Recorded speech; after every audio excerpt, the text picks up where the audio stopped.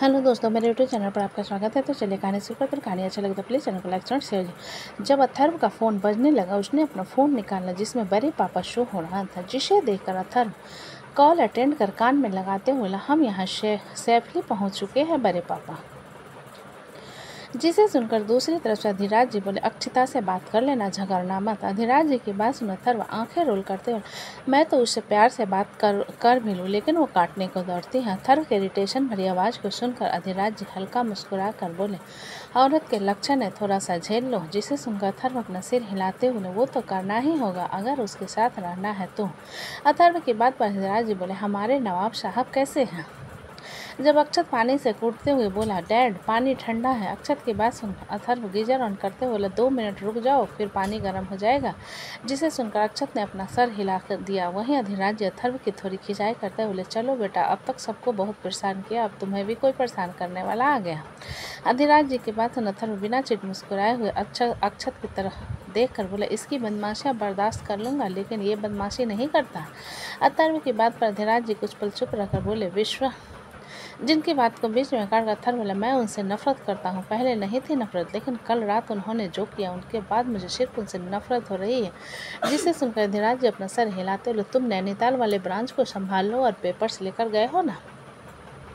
अधिराज जी के सवाल पर अथर्व अपना सिर हिलाते हुए, मैं सारे डॉक्यूमेंट्स लेकर आया हूँ, आप फिक्र मत करो। अच्छा, अब कॉल रखता हूँ, बाद में बात करूँगा। जिस पर अधिराज जी जल्दी से बोले, सुमित्रा रो रही थी, बात कर लो उससे। अधिराज जी की बात सुन अथर्व बोला, उन्हें कॉल दीजिए।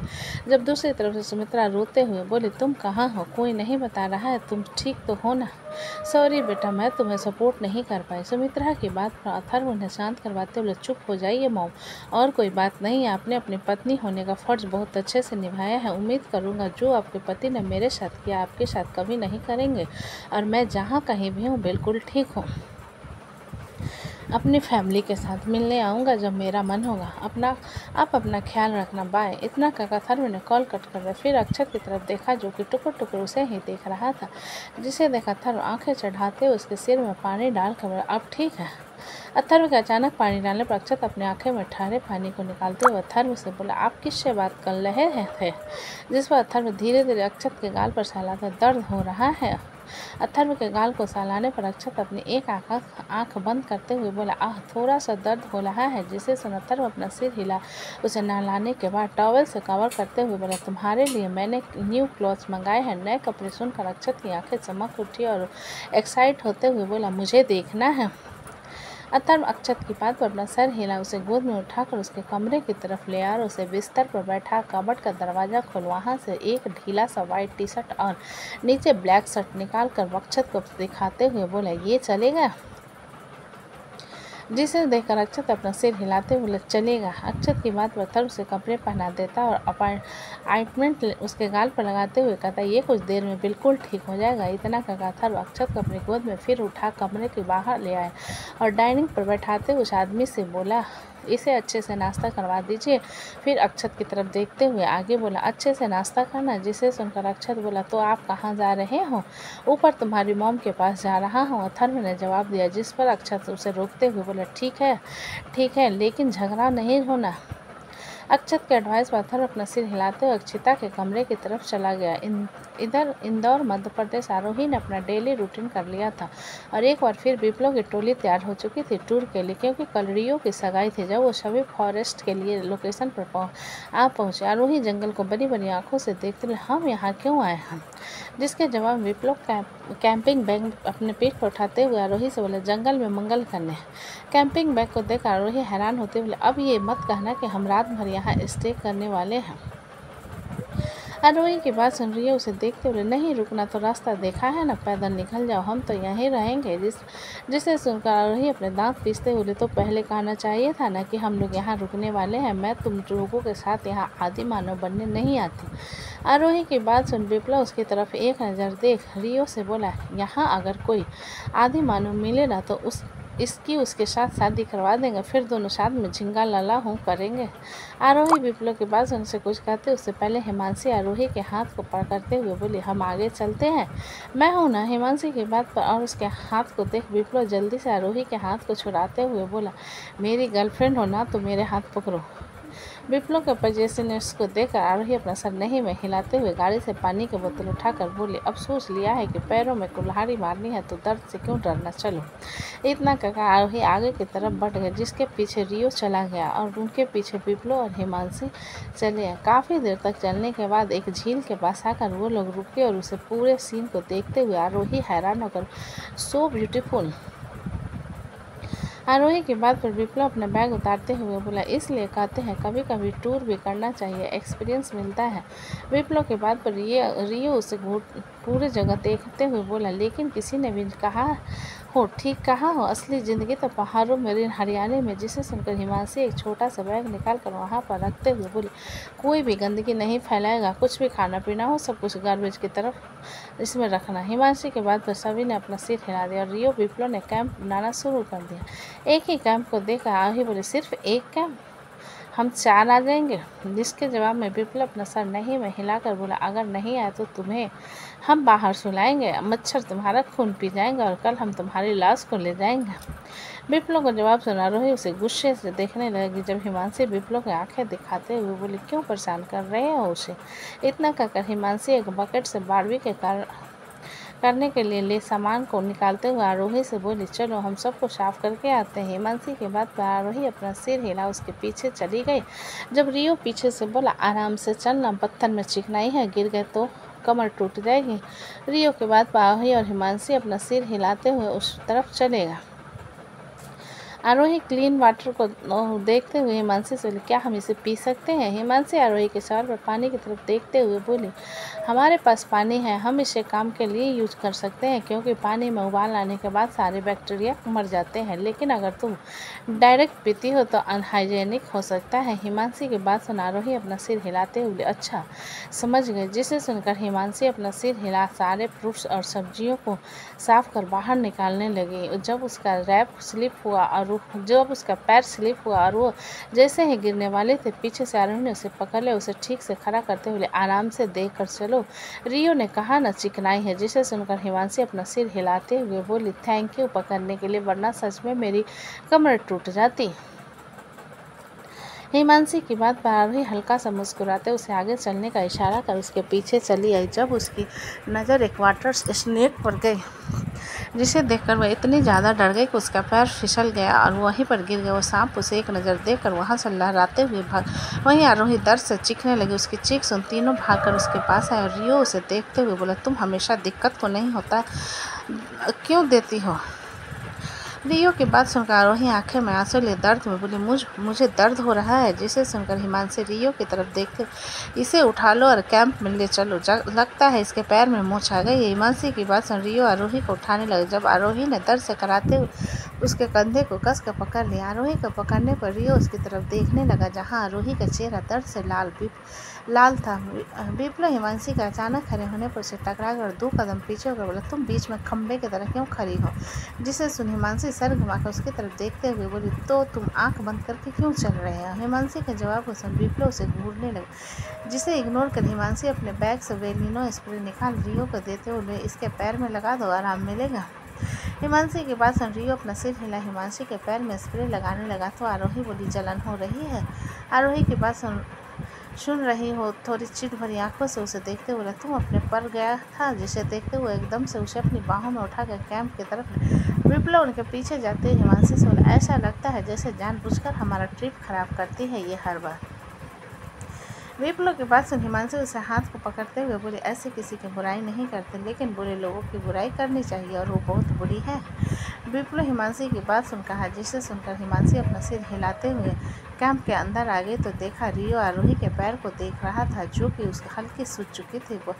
बॉयफ्रेंड को बुला सकती हो यहाँ। अचानक रियो के बाद सुन आरोही उसकी तरफ देखते हुए बोली, मेरा कोई बॉयफ्रेंड नहीं है, तो तुम्हारे सारे नखरे झेलता कौन है। रियो ने दांत पीसकर कहा। जिसे सुनकर आरोही भी अपने दांत पीसते हुए बोली, मेरे परिवार में बहुत से लोग हैं जो मेरे नखरे झेल सकते हैं, इसलिए तुम्हें फिक्र करने की ज़रूरत नहीं है। आरोही के जवाब पर रियो उसके पैर को पकड़कर जोर से मोड़ देता है तो आरोही की चीख निकल जाती है और वो दर्द से रो पड़ती। हिमांशी रियो की हरकत पर नाराजगी से बोले, उसे लग जाएगी। रियो आरोही के पैर के पास से खड़ा होने लगा जब आरोही ने अपने मूंछ को खाए पैर से उसे लात मारी, जिससे रियो नीचे गिर और आरोही को घूरने लगा। वहीं आरोही को जब अपने पैर में दर्द महसूस नहीं हुआ, वो खुश होते हुए बोली, दर्द गायब। विप्लो रियो के एक्सप्रेशंस को देखते हुए हिमांशी के हाथ को पकड़कर बोला, चलो हम लकड़ी लेकर आते हैं। जिसे सुनवा उन लोगों की तरफ इशारा करते हुए बोले, और ये लोग? वो दोनों एक दूसरे को संभाल लेंगे, तुम चलो, विप्लो ने हिमांशी को खींचते हुए कहा। विप्लो के बात पर हिमांशी नाराजगी से उसकी तरफ देखते हुए उसके साथ चली गई। वहीं आरोही चुपचाप बैठे रियो की तरफ देखते हुए बोली, तुमने अचानक मेरे पैर को सटा। इतना कहकर रियो कैंप से बाहर चला गया, जिसके जाने के बाद आरोही मुंह बनाते हुए कैंप से बाहर चली आई और वो लोग खाने को ऑर्गेनाइज करने लगे। इधर शोभित आदित्य को उसके सूट लोकेशन पर छोड़ने आया था। आदित्य गाड़ी से उतरने लगी जब शोभित उसके हाथ को पकड़ उसके होठों पर चूम लिया और उसके गाल को सहलाते हुए बोला, काम पूरा हो जाए तो मुझे कॉल करना। आदित्य शोभित की बात सुन उसके गाल पर हाथ रखते हुए उसके होठों पर हल्का से चूमकर बोली, तो अब जाऊं? आदित्य की बात पर शोभित अपना सिर हिला दिया तो आदित्य गाड़ी से बाहर चली गई। शोभित अपनी गाड़ी रिवर्स लेने लगी जब उसकी नज़र च्युइंगम चबा रहे विराट पर चली गई। विराट को देख शोभित ने एकदम से गाड़ी पर ब्रेक लगाई, जिसे देख विराट के होठों पर एक तिरछी मुस्कान आ गई और वो शोभित को आदित्य की तरफ इशारा करते हुए फ्लाइंग किस देते हुए उसके पीछे चला गया। जिसे जाता हुआ देख शोभित की मुट्ठियां आपस में कस गई और वो अपना फ़ोन निकाल आदित्य को कॉल करने लगा। तब उसकी नज़र आदित्य के बैग पर गई जो कि उसने गाड़ी में ही छोड़ दी थी। जिसे देखते हुए शोभित बैग को उठा गाड़ी से निकाल सीधा अंदर की तरफ चला। शोभित जब अंदर आया तो उसकी नज़र विराट और आदित्य पर चली गई, जो दोनों एक दूसरे से बातें कर रहे थे। जिसे देखकर शोभित की मुट्ठियां आपस में कसकर वो उसके पास आकर बोला, आदित्य। शोभित को वहां देखकर आदित्य हैरान होते हुए बोले, आप गए नहीं? जिसके जवाब में शोभित उसकी तरफ बैग पटाते बोले, तुम्हारा बैग? तुम फ़ोन भूल गई थी?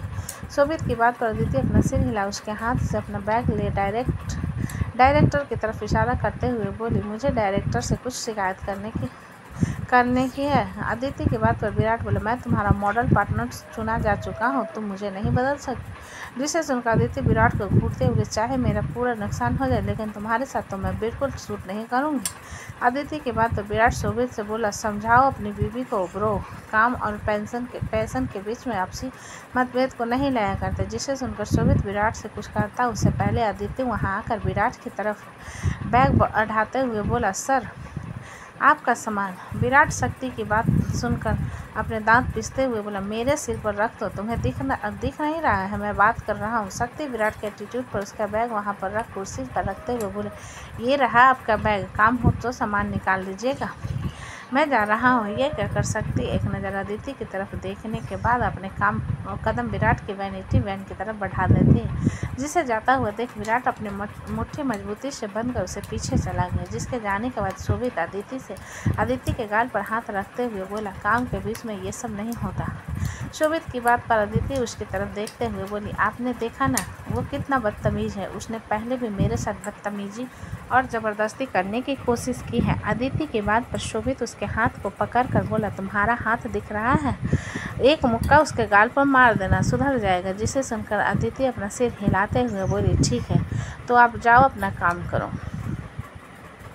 आदित्य के बाद शोभित अपना सिर हिलाते उसके माथे पर चूम कर चला गया और आदित्य डायरेक्टर से लड़ाई करने चली गई। इधर विराट शक्ति को दीवार से लगाए खड़ा उसे घूरे जा रहा था। जिसे देखते हुए शक्ति बोला, आपको लगता है आपको ऐसे करने पर हमारे बीच में मोमेंट क्रिएट हो जाएगा? शक्ति के बाद विराट अपने दांत पीसते, मेरी इज्जत किया करो, समझे तुम?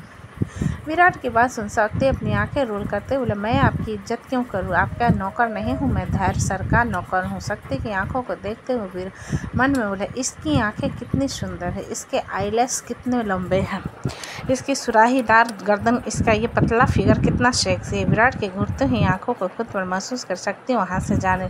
जिसे देख विराट उसे एकदम से कमर से पकड़ कर बोला, कहाँ जा रहे हो? मेरी बात पूरी नहीं हुई है। विराट की बात सुन सकती उसके हाथ को अपने कमर से हटाते बोला, आप बात नहीं कर रहे हो, मुझे घूर रहे हो जैसे आप मुझे खा जाओगे। विराट शक्ति की बात सुन उसकी खिल्ली उड़ाते हुए बोला, you know what, you look like googly. Virat की बात सुन शक्ति अपने दांत पीसते हुए बोला, अपनी सोच को मुझ पर थोपने की कोशिश मत कीजिए। मैं 100% लड़का हूँ। शक्ति के कॉन्फिडेंस को देखते हुए विराट उससे दूर हो। Really you are man? तो मुझे एक लड़की पटाकर बताओ। विराट की बात सुन शक्ति अपना सर नहीं में हिलाते हुए, मुझे कोई इंटरेस्ट नहीं है। इतना कहकर शक्ति वहाँ से जाने लगा, जिसे देख विराट उसके हाथ को पकड़ते हुए बोला, इंटरेस्ट नहीं या फिर खाना नहीं होता। विराट की बात पर शक्ति उसे अपने हाथ को झटके से छुड़ाते हुए गुस्से से बोला, मेरा सिंगल रहना मेरी चॉइस है, वरना मैं चुटकी में किसी भी लड़की को पटा सकता हूँ, इसलिए मेरे सामने बकवास मत कीजिए, मुझे परेशान मत कीजिए। ये कहकर शक्ति वैनिटी वैन की तरफ जाने लगा। फिर रुककर विराट के सामने आकर बोला, खड़ा शायद आपका नहीं होता है, इसलिए आप मुझ पर अपना धौंच जमा रहे हो। इतना कहकर शक्ति विराट को एक नज़र घूर कर वैनिटी वैन के अंदर चल आ गया। जिसे जाता हुआ देख विराट अपनी मुट्ठियां मजबूती से बंद कर, तुम्हें तो तुम्हारी औकात दिखाकर रहूँगा और मेरी मर्दानगी भी। ये कहकर विराट अंदर की तरफ चला गया। कुंज एकेडमी, शाम का वक्त। मृत्युंजय महक को पिक करने आया हुआ था। जब हमेशा की तरह बबीता एकांश को अपनी गोद में लिए महक के साथ बाहर है। उसके साथ में कुछ और लड़के और लड़कियां थी, जिसे एक नज़र देखने के बाद मृत्युंजय बबीता के सामने अपना हाथ बढ़ा दिया तो बबीता मृत्युंजय को देखते मुस्कुराकर उसके गोद में एकांश को देखकर बोली, सर मैंने कल आर्टिकल में आपके फ़ोटो देखे, आप बहुत अच्छे लग रहे थे। बबीता की बात पर मृत्युंजय उसकी तरफ देखते हुए बोला, it does not matter what I look like, just focus on your participant, क्योंकि मेरी बीवी तुम पर बहुत मेहनत कर रही है और मैं अपनी बीवी की मेहनत को ज़ाया होता हुआ नहीं देख सकता। ये कहकर मृत्युंजय उसकी गोद से एकांश को लेकर वहाँ बाकी स्टूडेंट से बात कर महक की तरफ देखकर बोला, महक लेट्स गो। मृत्युंजय की आवाज़ सुन महक अपना सर हिलाते हुए उसकी तरफ बाकी स्टूडेंट से बोली, कल वीकेंड है इसलिए हम सीधा मंडे को मिलते हैं। महक की बात पर सारे स्टूडेंट्स अपना सर हिला दिया और मृत्युंजय महक के लिए दरवाज़ा खोल उसे गाड़ी में बैठा एकांश को उसकी गोद में दे दिया। मृत्युंजय एकांश को उसकी गोद में देने के बाद आकर ड्राइविंग सीट पर बैठ गया और सारे स्टूडेंट उसे देखने लगे। जब मृत्युंजय गाड़ी स्टार्ट कर वहां से आगे की तरफ बढ़ गया, जिसके जाने के बाद बबीता की एक फ्रेंड उसके पास आकर बोली, यार ये सर कितने हॉट है, कौन कहेगा कि इनका एक बेटा है। अपनी फ्रेंड की बात सुन बबीता अपना सर हिलाते हुए, हाँ और कितना केयरिंग है और अमीर भी। बबीता की बात सुनकर वो लड़की बोली, बट हमारी किस्मत में ऐसे लोग कहाँ, चलो घर चलते हैं, शाम ऑलरेडी हो चुकी है। उस लड़की की बात सुन बबीता अपना सिर हिला देती है और उसके साथ घर के लिए निकल जाती है। इधर गाड़ी में मृत्युंजय कार ड्राइव कर रहा था जब वो महक से बोला, कल वीकेंड है, तुम मेरे लिए खाना बनाना। मृत्युंजय के डिमांड पर महक अपना सिर हिलाते हुए, क्यों नहीं, काफ़ी वक्त बाद मेरे हस्बैंड के कुछ डिमांड की है। मृत्युंजय उसकी तरफ देखते हुए बोला, मेरा तुमसे एक सवाल था, तुम्हें फाइटिंग कैसे आती। मृत्युंजय के सवाल पर महक उसकी तरफ देखते हुए बोली, क्या आपको नहीं पता आजकल सेल्फ डिफेंस एडवांस हो गया है। स्कूल चाहे बड़ा हो या छोटा, लोग सेल्फ डिफेंस सिखाने के लिए आते हैं और अगर कोई इंटरेस्टेड है तो ज्वाइन कर सकता है।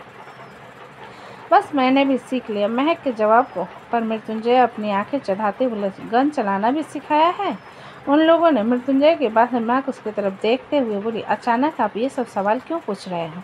क्योंकि अचानक मेरी बुद्धि में ये सवाल आया, इसलिए मैं तुमसे अचानक ये सवाल पूछ रहा हूँ। मृत्युंजय ने जवाब दिया, जिसे सुनकर महक मुंह बनाते हुए बोली, वो मैं स्काउट गाइड में जाती थी क्योंकि मुझे पसंद था। मैं जब कॉलेज टाइम पर थी, मेरी फ्रेंड थी श्रेया, उसकी पूरी फैमिली फौजी और पुलिस में थी, तो उसने गन चलाना आता था। एक बार जब मैं उसके घर गई थी तब वो इसी तरीके से प्रैक्टिस कर रही थी। जब उसने मुझे चलाना सिखाया और उसके फादर ने भी मुझे थोड़ा बहुत टेक्निक बताए थे, ज़्यादा नहीं आता, बस अगर कोई सामने वाला पर्सन हो तो तब चला लेती हूँ। महक की बात पर मृत्युंजय उसे टूंट करते हुए बोले, ये बिल्कुल सही है, गन चलाना सीख लिया, बातें बनाना भी सीख लिया, फाइटिंग भी सीख ली, लेकिन कार चलाना नहीं सीख पाई तुम। जिसे सुनकर महक उसकी तरफ देखते हुए बोली, ऐसा नहीं है कि मुझे चलाने के लिए नहीं मिला था, वो मैं जब सीख रही थी तब दीवार से ठोक दिया था, बहुत नुकसान हो गया था, इसलिए मैंने हाथ पर जोर लिए कि मैं आज के बाद ड्राइविंग नहीं करूँगी, बाकी मुझे स्कूटी चलाने आती है। महक के बाद से मृत्युंजय उसकी गोद में अंगूठे को चूसते हुए बैठे एकांश की तरफ देखकर बोला, क्या हुआ अंश। एकांश मृत्युंजय की आवाज़ सुन उसकी तरफ देखते हुए बोला, क्या। मृत्युंजय एकांश की बात बड़ी बड़ी आंखों से उसकी तरफ देखते हुए महक की तरफ देखकर बोला, इसने बात किया? मृत्युंजय की बात पर महक अपना सिर हिलाते हुए बोली, आप पहली बार सुन रहे हो, मैंने कई बार सुना है। जब ये खुश होता है ना, तब उसके मुंह से सिर्फ क्या निकलता है। महक की बात सुन मृत्युंजय हैरानी से छोटा मुंह बना, मतलब तुमने पहले भी उसकी आवाज़ सुन रखी हो और मैंने पहली बार सुना? जिसे सुनकर महक बिना कुछ बोले एकांश के सर को सहलाने लगी। तो मृत्युंजय बोला, तुम्हें क्या हुआ? मृत्युंजय के सवाल पर महक उसकी तरफ देखते हुए बोली, आपको नहीं पता, लेकिन ये बहुत गुस्सा करता है। छोटा है ना, इसलिए बच्चे चिढ़ जाते हैं। बड़ा हो जाएगा तो नॉर्मल हो जाएगा, तुम फिक्र मत करो। मृत्युंजय ने महक को रिलैक्स करते हुए कहा। जिसे सुनकर महक उसकी तरफ देखते हुए बोली, आप शिवांश को स्कूल छोड़ने गए थे? जिसके जवाब में मृत्युंजय अपने सर को हिलाते हुए बोला, हाँ गया था।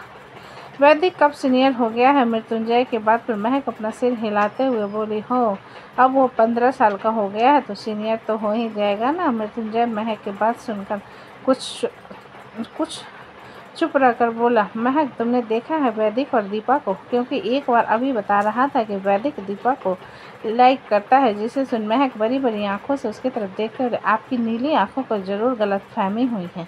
तो दोस्तों, कहानी कैसी लगी मुझे कमेंट में लिखा। अच्छी लगे तो प्लीज़ चैनल को लाइक करें, सब्सक्राइब करें और ज़्यादा से ज़्यादा शेयर। कहानी को पूरा सुनने के लिए धन्यवाद।